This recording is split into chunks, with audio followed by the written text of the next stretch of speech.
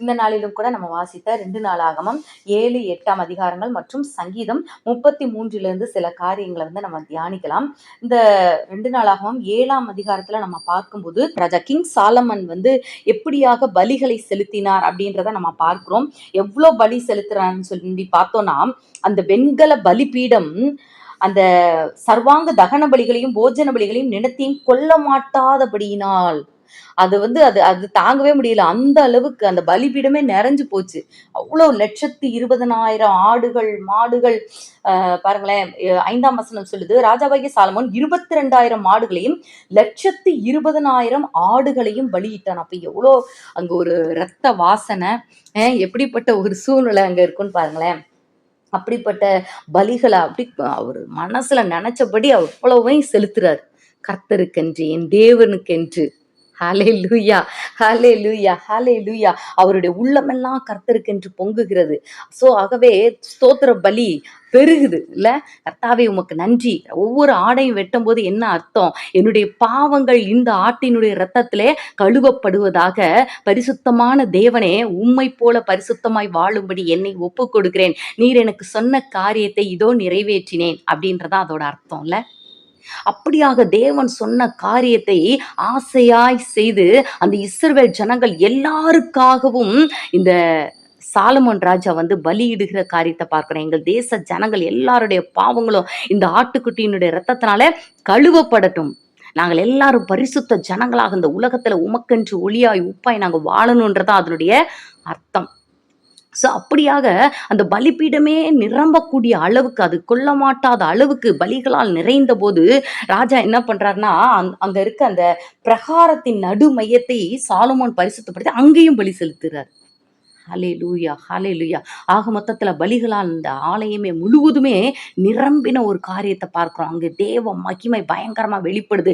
எங்கெல்லாம் மனிதன் தேவனுடைய திட்டத்துக்கும் சித்தத்துக்கும் உட்பட்டு தேவனுடைய காரியங்களுக்கு தன்னை முழுவதுமாய் அர்ப்பணிக்கிறானோ அங்க எல்லாம் தேவன் எழுந்தருளுகிற தேவனாய் இருக்கிறார். ஆமென், ஆமென், ஹல்லேலூயா, ஹல்லேலூயா. அந்த இடத்துல தேவன் எழுந்தருளுகிற காரியத்தை நம்ம பார்க்கிறோம்.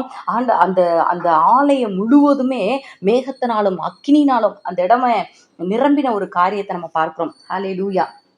அந்த இடம் முழுவதுமே, அந்த ஆலயம் முழுவதும் மேகத்தினால நிரம்பினதை பார்க்கிறோம். தேவனுடைய மகிமையின் மேகம் அந்த ஆலயம் முழுவதையும் நிரப்பினதை நம்ம பார்க்கிறோம். ஹல்லேலூயா, ஹல்லேலூயா.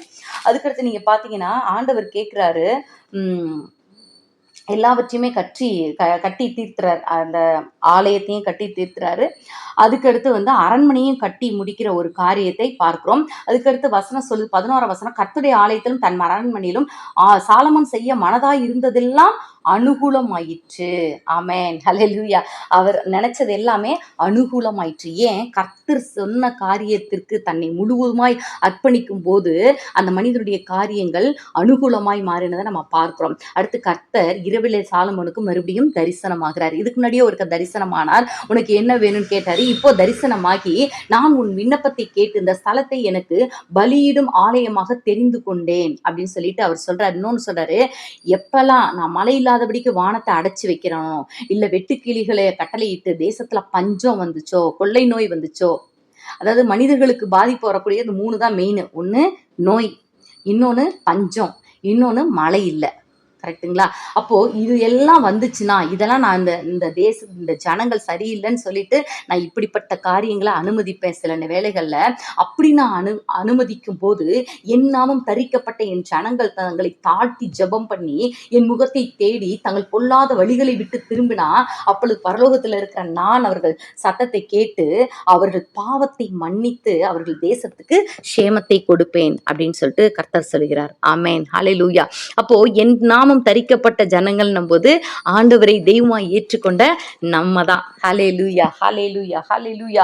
நாம தான் சில நேரத்துல என்ன பண்றோம்? சில பொல்லாத வழிகளை கை கொள்ளுகிறவர்களாக இருக்கிறோம். கர்த்தருடைய நாமம் தரிக்கப்பட்ட ஜனங்கள் தான். ஆனாலும் சில வேளைகள்ல பொல்லாத வழிகளை கை கொள்ளும் போது ஆண்டவர் தான் சொல்றாரு, அவன் தன்னுடைய பொல்லாத வழியை விட்டு திரும்பி என்னை நோக்கி பார்ப்பான், ஆனால் நான் அவன் பாவத்தையும் மன்னிப்பேன், அவனுக்கும் அவனுடைய தேசத்துக்கும் சேமத்தை தருவேன், என்னுடைய கண்களும் என் இருதயமும் என்னாலும் இங்கே இருக்கும் சொல்லிட்டு கர்த்தர் சாலமோனுக்கு சொல்லுகிற ஒரு பண்ணுகிற வாக்கு தத்தத்தை நம்ம இங்கே காண்கிறோம். ஹல்லேலூயா, ஹல்லேலூயா, ஹல்லேலூயா. இங்க கூட நம்ம பார்க்கும்போது சங்கீதம் 33 பார்க்கும்போது கர்த்தரை தெய்வமாய் கொண்ட ஜாதியும், 12ஆம் வசனம் சொல்லுது, கர்த்தரை தங்களுக்கு தெய்வமாக கொண்ட ஜாதியும் அவர் தமக்கு சுதந்திரமாக தெரிந்து கொண்ட ஜனமும் பாக்கியம் உள்ளது. ஏன் பாக்கியம் உள்ளது? அது தன் வழியை விட்டு பொல்லாத வழியில போனா கூட மறுபடியும் ஆண்டவர் இடத்துல வந்து, ஆண்டவரே நீங்க தான் என்னுடைய தெய்வம், நான் அந்த மாதிரி சரியில்லாம போயிட்டேன், என்னை மன்னிச்சுக்கோங்கன்னு சொல்லி மறுபடியுமாய் வரும்போது கர்த்தர் மன்னித்து சேமத்தை தருகிற தேவனாக இருக்கிறார். ஹல்லேலூயா, ஹல்லேலூயா. ஆனா ஆண்டவரே எனக்கு வேணாம், உங்க நாமமே எனக்கு வேண்டான்னு சொல்லி ஒதுங்கி ஓடுகிற துன்மார்க்கருக்கு இப்படிப்பட்ட ஆசீர்வாதங்கள் கிடைப்பது இல்லை. ஹல்லேலூயா, ஹல்லேலூயா, ஹல்லேலூயா. அதனாலதான் நம்ம ஆண்டவரை குறித்து நம்ம மற்றவர்களுக்கு சொல்ல வேண்டும். ஏற்றுக்கொள்ளுகிறவர்கள் பாக்கியவான்கள், ஏற்றுக்கொள்ளாதவர்களுக்காக நாம ஜெபிக்க கடமைப்பட்டு இருக்கிறோம். ஆமென், ஹல்லேலூயா. அதனாலதான் கர்த்தரை தங்களுக்கு தெய்வமாய் கொண்ட ஜாதியும் அவர் தமக்கு சுதந்திரமாக தெரிந்து கொண்ட ஜனமாகிய நாம் பாக்கியம் உள்ளது. ஆமென், ஹல்லேலூயா, ஹல்லேலூயா. ஏன் பாக்கியம் உள்ளது அப்படின்னு சொல்லி பார்த்தனா, நம் தகப்பன் ஆண்டவர் என்ன பண்றாரு, அவர் வானத்தில் இருக்கிறார். அப்போ பூமியில இல்லையா அப்படின்னு கேட்கலாம். பூமியிலையும் இருக்கிறார். வானம் அவருடைய சிங்காசனம், பூமி அவருடைய பாதபடின்னு சொல்லிட்டு வேதம் சொல்லுதுங்க. சோ அவர் வானத்திலும் இருக்கிறார், பூமியிலும் இருக்கிறார். இந்த உலகமும் இந்த பிரபஞ்சமும் நம் தேவாதி தேவனை கொள்ள மாட்டாது. ஏமேன். அவரை கண்டெயின் பண்ணவே முடியாது. அவர் அதை பார்க்கிலும் பெரியவராயிருக்கிறார். ஹல்லேலூயா, ஹல்லேலூயா, ஹல்லேலூயா. ஆமென். இப்போ நீங்க பாத்தீங்கன்னா, நம்ம ஒரு பேனாவை ஒரு மனிதன் தயாரிக்கிறான். பேனா பெருசா, மனிதன் பெருசா அப்படின்னா மனிதன் தான் பெருசு இல்ல. அவனுடைய படைப்புகள் சிறுசு தான். எவ்வளவு பெரிய பெரிய வீட்டையே கட்டட்டுமே, அரண்மனையே கட்டினா கூட அந்த அரண்மனை மேன்மை உள்ளதா, அதை கட்டின மனிதன் மேன்மை உள்ளவனானா அதை கட்டின மனிதன் தான் மேன்மை உள்ளவன் இல்ல. ஹல்லேலூயா. கர்த்தர் எல்லாவற்றை பார்க்கலும் சிறந்தவர், பெரியவர், உயர்ந்தவர். அவர் சர்வ வியாபி, சர்வ சிருஷ்டி. ஆமென். அதோடு கூட அவர் எப்படிப்பட்டவரா இருக்கிறார்னா, அவர் அன்புள்ள தேவனாக இருக்கிறார், நம்மை காண்கிறவரா இருக்கிறார், நம்மேல் கண்ணோக்கமா இருக்கிறார், நம்மை கவனிக்கிறவரா இருக்கிறார், நம்மேல் நோக்கமாய் இருக்கிறார். இந்த 4 வார்த்தையுமே இந்த சங்கீதம் 33 வருகிறத பார்க்கிறோம்.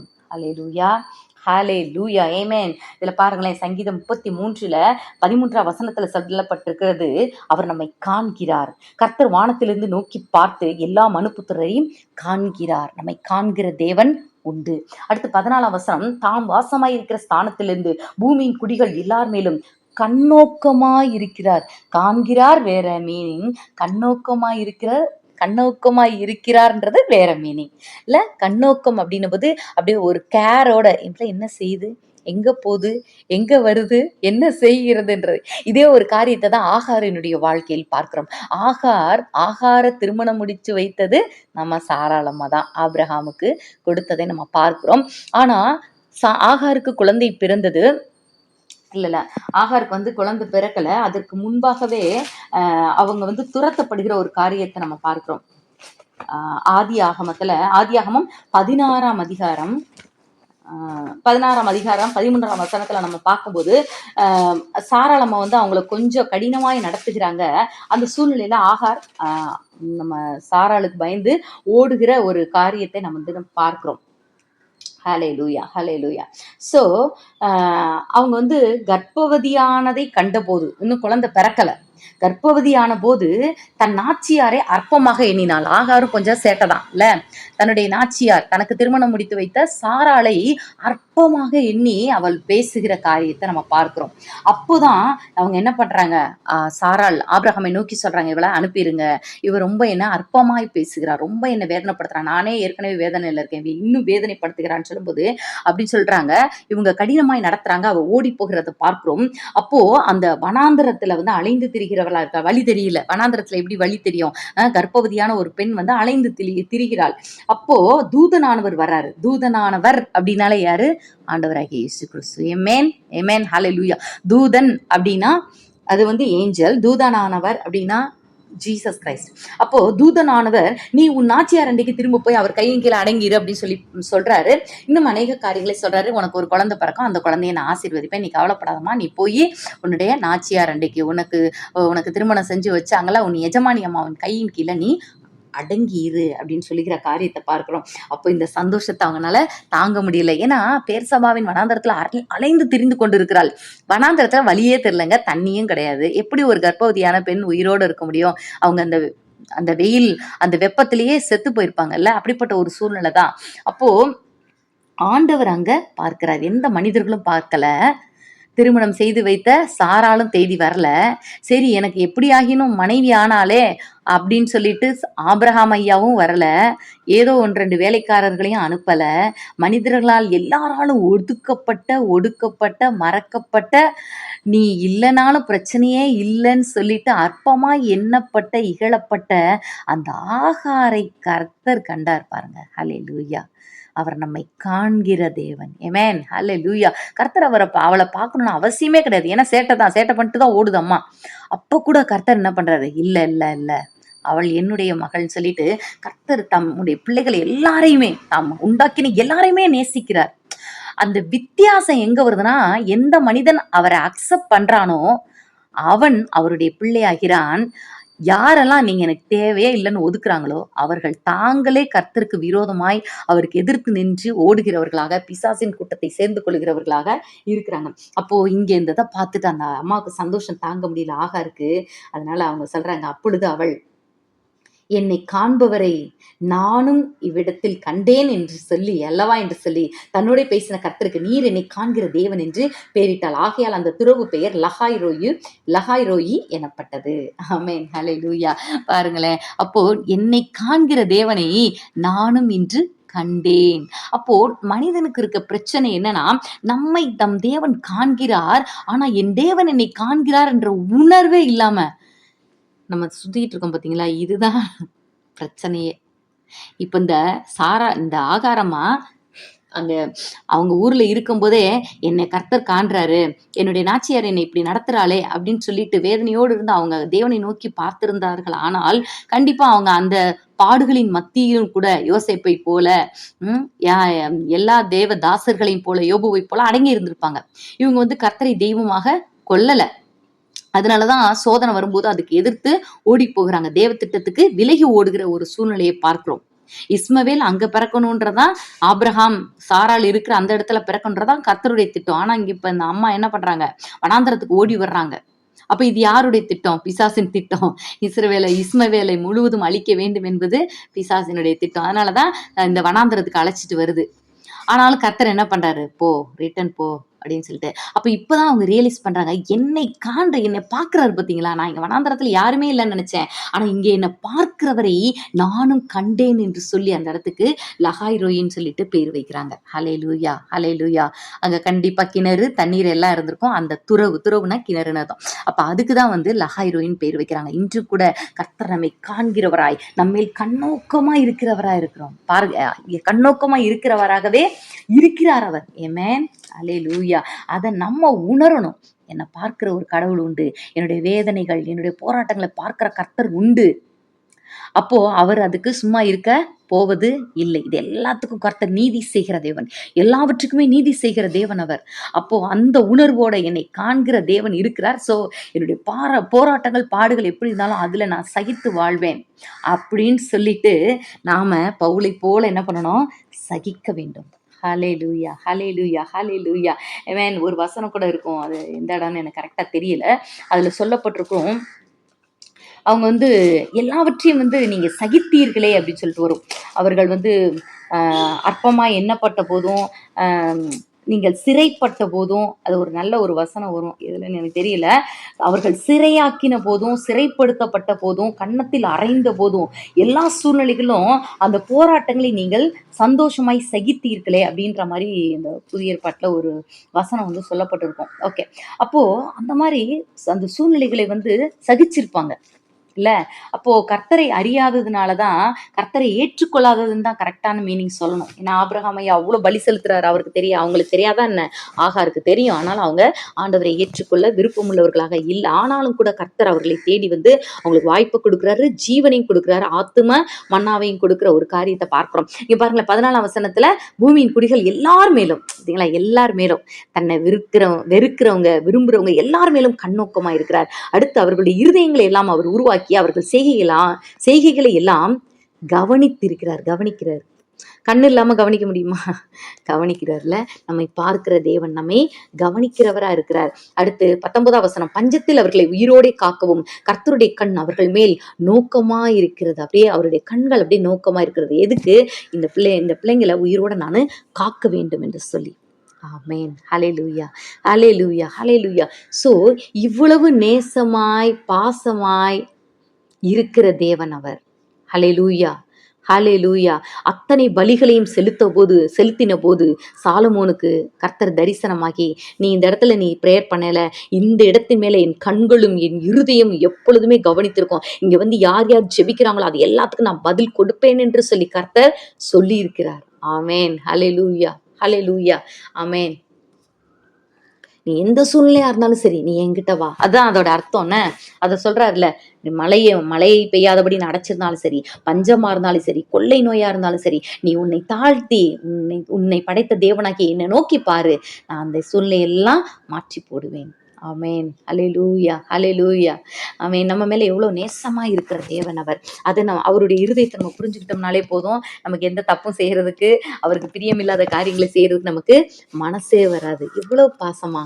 ஏன்னா எனக்கு ஒரு கஷ்டம்னா உனக்கு ஒரு கஷ்டம்னா என்கிட்ட ஓடிவா, நான் கண்டிப்பா உன்னை பாத்துக்கிறேன்னு சொல்றாருன்னு வச்சுக்கோங்களேன், சொல்லி இருக்கிறாரு. அது எவ்வளவு ஒரு ஆசீர்வாதமான ஒரு காரியம் இல்ல.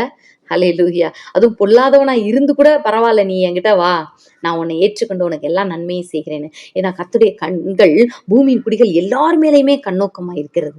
நல்ல தேவன் அவர். ஹalleluya. அவர் எப்படிப்பட்ட தேவன், மகிமையுள்ள தேவன். 6ஆம் வசனம் சொல்லுது, கர்த்தருடைய வார்த்தையினால் வானங்களும் அவருடைய வாயின் சுவாசத்தினால் அவைகளின் சர்வசேனையும் உண்டாக்கப்பட்டது. ஆமென். வானங்களை பத்தியும் இன்னும் நம்ம ஸ்டடீஸ் பண்ணி முடிக்க முடியல. 1% கூட ஒழுங்கா தெரியல வானத்தை பத்தி. இன்னும் அதோட சர்வ சேனை, அதோடைய சூரிய சந்திரன் நட்சத்திரங்களை கவுண்ட் பண்ணவே 1 to 3 மனுஷனுக்கு தெரியல, கவுண்டே பண்ண முடியல. இதெல்லாம் எப்படி உண்டானதா? அவருடைய வாயின் சுவாசத்தினால். அப்போ மண்ணால் உருவாக்கப்பட்ட நம்ம இவ்வளவு தம்மா துண்டு இருக்கிறோம், நம்மை அழிப்பதற்கு அவருக்கு ஒண்ணுமே தேவையில்லை. ஜஸ்ட் அவருடைய முகத்தை திருப்பிக்கிட்டாலே போதும் இல்ல. சுவாசமே இவ்வளவை உருவாக்கினது. அந்த சுவாசத்துல லேசா காமிச்சாலே நம்ம எல்லாரும் பூமியை விட்டு பறந்து போயிடுவோம், ஒன்றுமே இல்லாமல் அழிந்து பஸ்பமா போயிடுவோம் இல்ல, எரிந்து அழிந்து போவோம். ஆனாலும் நம்மேல் எவ்வளவு நேசமாய் பாசமாய் அவ்வளவு சர்வ வல்லமையுள்ள தேவன். ஹalleluya. Is the creator of heaven and earth. அவ்வளவு சர்வ வல்லமையுள்ள தேவன் நம்மேல் நோக்கமா இருக்கிறவரா இருக்கிறாரு. ஹalleluya. அதுக்கடுத்து அப்போ நம்ம என்ன செய்யணும் அப்படின்னா, நம்மளை எதுக்காக இப்படிலாம் செய்யறாருன்னா, நாம மகிழ்ச்சியோடு இருக்க வேண்டும் என்பதற்காக தான், நம்ம களி கூற வேண்டும் என்பதற்காக தான். 21ஆம் வசனம் சொல்லுது, அவருடைய பரிசுத்த நாமத்தை நாம் நம்பி இருக்கிறபடியால் நம்முடைய இருதயம் அவருக்குள் களி கூறும். இதுதான் நமக்கும் மற்றவங்களுக்கும் உள்ள வித்தியாசம். கர்த்தரை தேடுகிற பிள்ளைகளுக்குள்ளதான் எவ்வளவு போராட்டம் பாடு இருந்தாலும் களி கூறுதல் உள்ள இருந்துகிட்டே இருக்கும். வெளியில பார்த்தா அக்கினி ஜுவாலை தான். மற்றவங்களாம் சொல்லுவாங்க, நீ இன்னும் அவிஞ்சு போகலையா, நீ எரிஞ்சு போகலையா, எப்படி உன்னால முடியுது? எஸ், எனக்குள்ள கிறிஸ்து இருக்கிறார். ஆமென். அவர் வானத்தையும் பூமியும் தன்னுடைய சுவாசத்தினால் உண்டாக்கின தேவன் அவர். அவர் எனக்குள்ள இருக்கிறாரியா, எதுவுமே என்னை அசைக்க முடியாது. இந்த தஞ்சாவூர் பொம்மையை பார்த்தீங்களா, அதுக்குள்ள ஒரு வெயிட் ஒன்று வச்சிருப்பாங்க, பாதி வரைக்கும் அப்படியே ஒரு வெயிட் மண் மாதிரி ஏதோ ஒன்று போட்டு சம்திங் வச்சிருப்பாங்க. அது எப்படி ஆட்டினாலும் சரி, அது நிமிர்ந்துதான் நிற்கும். எந்த பக்கம் உருட்டி விட்டாலும் அது நிமிர்ந்து கரெக்டா நின்றும். கொஞ்ச நேரம் அப்படி தாழ்ந்து போற மாதிரி இருக்கும், நிமிர்ந்து நிற்கும். ஏன்? உள்ளே இருக்கிற காரியம் வித்தியாசம் இருக்கு. மத்த பொம்மை விழுந்துரும், இதுக்குள்ள கிறிஸ்து. ஹalleluya. Wait, the glory of God is reside in us. Amen. Amen. Amen. Hallelujah. அந்த அவ்வளவு ஸ்தோத்திர பலிகளை செலுத்தின போது கர்த்தர் அந்த இடத்துல நிரப்பினார் இல்ல. ஹalleluya. Hallelujah. ஸோ நாமும் கூட கர்த்தரை துதிக்கும் போது அக்கினிமயமான நாவுகளாக நமக்கு பதில் கொடுக்கிற தேவனா இருக்கிறார். நம்ம கர்த்தருக்குள்ள அக்கினியா, நம்மளோட ஆவி அப்படியே அனலா இருக்கும்படியாக கிருபை செய்கிற தேவனா இருக்கிறார். அந்த உள் மனிதனை உரமேற்ற கர்த்தர் மாதிரி யாராலையுமே முடியாது. உள் மனிதனை உரமேற்றி பலப்படுத்தி, எந்த சூழ்நிலையா இருந்தாலும் சரி, என்ன போராட்டமா இருந்தாலும் சரி, மரணமே நேரிடுகிறதா இருந்தாலும் சரி, கொல்லியா, எனக்குள்ள கிறிஸ்து இருக்கிறார் அப்படின்னு போய் நிற்கக்கூடிய தில்லு ஆண்டவருடைய பிள்ளைகளுக்கு உண்டு. ஆமென். ஹalleluya. காரணம், அவர் தான் எல்லாவற்றுக்கும் அதிகாரியானவர். ஆமென். அவர் நமக்குள்ள கொடுத்திருக்கிற ஒரு மகிழ்ச்சி. ஸ்தேவானை கல்லெறிஞ்சு கொள்றாங்க, அப்போ கூட மனுஷன் அசரவே இல்லை. வாலிபன் தான், அழகும் சௌந்தரியம் உள்ள வாலிபன் தான். அப்போ கூட அவர் ஐயோ வேணாப்பா, நான் வாழணும், நான் திருமணம் பண்ணணும், என்னுடைய வாழ்க்கை எதிர்காலமேல அழிஞ்சு போயிரும் போல இருக்கேன்னு சொல்லி ஓடி வரல. No no no no no no, கர்த்தாவே உங்க கையில என்னுடைய ஆவியை ஒப்பு கொடுக்குறேன்னாரு. பிதாவே இவர்களுக்கு மன்னிங்க, அவங்க என்ன செய்யறோம்னே தெரியல, இவங்களை மன்னிங்கன்னு சொல்லிட்டு அந்த தேவ குணாதிசயங்களும் தேவ பண்புகளும் இருந்தது. அவருடைய முகம் தேவதூதன் முகம் போல இருந்தது, ஸ்தேவானின் முகம். ஆமென். காரணம் என்ன? உள்ள தேவதூதனானவர் இருந்தார். ரீபாலா ஷபரபலபா. தேவதூதனானவர் ஸ்தேவானுக்குள் இருந்தபடியினால் அத்தனை பாடு, போராட்டம், கல்லெறிதல், தூஷணங்கள் செய்யாததெல்லாம் குற்றம் சுமத்துறாங்க. அந்த கவர்மெண்ட்டே எதிர்த்து நிற்கிறது. அந்த சமுதாயம் மொத்தமும் கூடி நிக்குது, கூட்டம் போட்டு நிக்குது. கற்களை கையில வைத்துக்கொண்டு அப்ப கூட அந்த ஸ்தேவானின் முகம் தேவதூதன் முகம் போல இருக்க காரணம், ஸ்தேவானுக்குள்ளாக தேவதூதனானவர் வாழ்ந்து கொண்டிருந்தபடியினால் அவருக்குள்ள மகிழ்ச்சியா தான் இருந்தாருங்க. தேவதூதன் முகம் சுருங்கி போய் அழுதுகிட்டா இருக்கும்? இல்ல, மகிழ்ச்சியோடு, ஒரு தெளிவோடு, இல்ல. ஹல்லேலூயா. அததான் ஆண்டவர் நம்ம இடத்துல சொல்றாரு. அவருடைய பரிசுத்த நாமத்தை நாம் நம்பி இருக்கிறபடியால் நம்முடைய இருதயம் அவருக்குள் களி கூறும் அப்படின்னு தாவீது சொல்றார். நம்முடைய இருதயம் கிறிஸ்துவுக்குள்ளாக எப்பொழுதுமே களி கூர்ந்து கொண்டே இருக்கணும், துதித்து கொண்டே இருக்கணும். அடுத்து சொல்றார், கர்த்தாவே நாங்கள் உம்மை நம்பி இருக்கிறபடியே உமது கிருபை எங்கள் மேல் இருப்பதாக அப்படின்னு சொல்லிட்டு இதை முடிக்கிறார். ஸோ நாமும் கூட இந்த நாள் முழுதும் சொல்லுவோம், ஆண்டவரே உங்களை நான் நம்பி இருக்கிறனால இந்த நாள் முழுதும் என்னுடைய இருதயம் உண்மையிலே களி கூறட்டும். எப்படி சாலமன் கிங் 1,20,000 ஆடுகளை கொடுத்தாரு, அது போல நானும் அட்லீஸ்ட் அவர் அவ்வளோ ஆடுகளை வெட்டி உமக்கு பலி செலுத்தி உம்மை மகிழ பண்ணினார். அட்லீஸ்ட் அவர் 1,20,000 ஆடு மட்டும் 1,20,000 மாடுகள்லாம் இருக்குது. அப்ப அட்லீஸ்ட் நான் இன்னைக்கு ஒரு 1000 முறையாவது உமக்கு ஸ்தோத்திரம் செலுத்துறேன். புக்கை படிக்கணும்னு அவசியம் இல்லை, ஸ்தோத்திர பலி புக்கைத்தான் படிக்கணும்னு அவசியம் இல்லை. நம்ம இருதயத்துல வருகிற காரியங்களை சொல்லி சொல்லி எசப்பா உமக்கு ஸ்தோத்திரம் ஸ்தோத்திரம் சொல்லுங்களேன். ஏன்னா ஸ்தோத்திரம் செலுத்தும் போது அங்க கர்த்தர் வந்துருவார். பிசாசின் கிரிகள் எல்லாம் 0 ஆயிரும். இல்ல, துதி செய்கிற இடத்துல பிசாசுக்கு இடம் கிடையாது. ஸோ நாமும் கூட கர்த்தருக்கு ஸ்தோத்திர பலிகளை ஏறெடுப்போம். கர்த்தருடைய நாமம் மகிமைப்படுவதாக, நம்ம வீடும் கூட கர்த்தருடைய மேகத்தினால் நிரப்பப்படுவதாக. கண்களை மூடி அப்படி ஜெபிப்போம். ஸ்தோத்திரம் ஆண்டவரே.